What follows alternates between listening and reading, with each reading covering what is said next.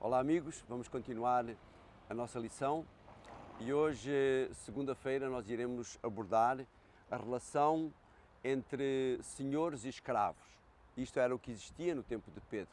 Hoje poderíamos dizer a relação entre patrões e empregados.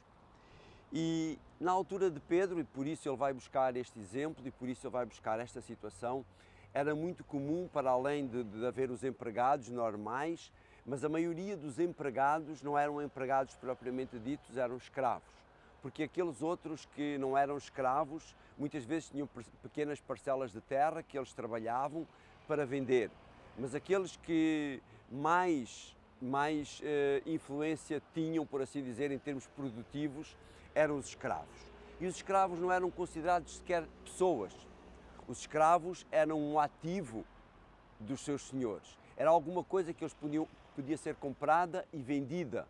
E enquanto fosse produtivo, ele era considerado, mas se de repente aparecesse alguém que desse um valor mais alto, e eu estava-me aqui até certo ponto a rir um pouquinho para mim mesmo e comparando isto quase aos jogadores de futebol, que são escravos, por assim dizer, dos clubes. Se me estás a ouvir, jogador de futebol, perdoa-me. Mas tu és um ativo também da mesma maneira que os escravos eram. E ele vai realçar isto aqui porque a maior parte dos cristãos conversos naquela altura eram escravos. Eram os escravos que se tinham convertido ao cristianismo. E a recomendação de Pedro é muito clara. Diz ele no capítulo 2, no versículo 18 da primeira carta: vós servos, sujeitai-vos com todo o temor ao Senhor, não somente ao bom e humano, mas também ao mau. Ou seja, vocês sujeitem-se ao vosso Senhor, quer ele esteja de bom humor, quer ele esteja de mau humor, que ele seja um tirano, quer ele não seja um tirano. E nós vamos encontrar uma questão muito interessante naquela altura, é que muitas vezes os escravos eram aqueles que educavam os filhos dos seus senhores. Os escravos eram aqueles que administravam as propriedades dos seus senhores.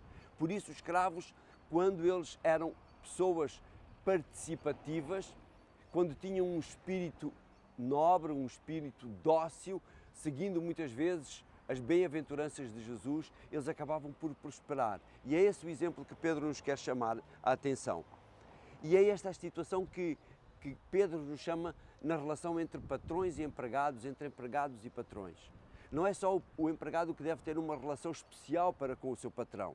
O seu patrão tem que ter uma relação também especial de não sobrecarregar, de não explorar, pagar o ordenado que é justo ao seu empregado, para que ele possa trabalhar e possa ser produtivo ao máximo para ajudar o seu patrão, aquele que no fundo coopera para a sua sobrevivência. E nesta relação Pedro vai acabar trazendo, e durante esta lição, o exemplo máximo de Jesus. A obediência de Jesus, a sujeição de Jesus. E ele diz, no versículo 23, a respeito de Jesus: quando injuriado, não injuriava. Quando padecia, não ameaçava. Entregava-se àquele que julga justamente. Não se importava com a maneira como era tratado pelos outros, porque ele sabia que acima dele estava alguém que julgava e considerava muito melhor.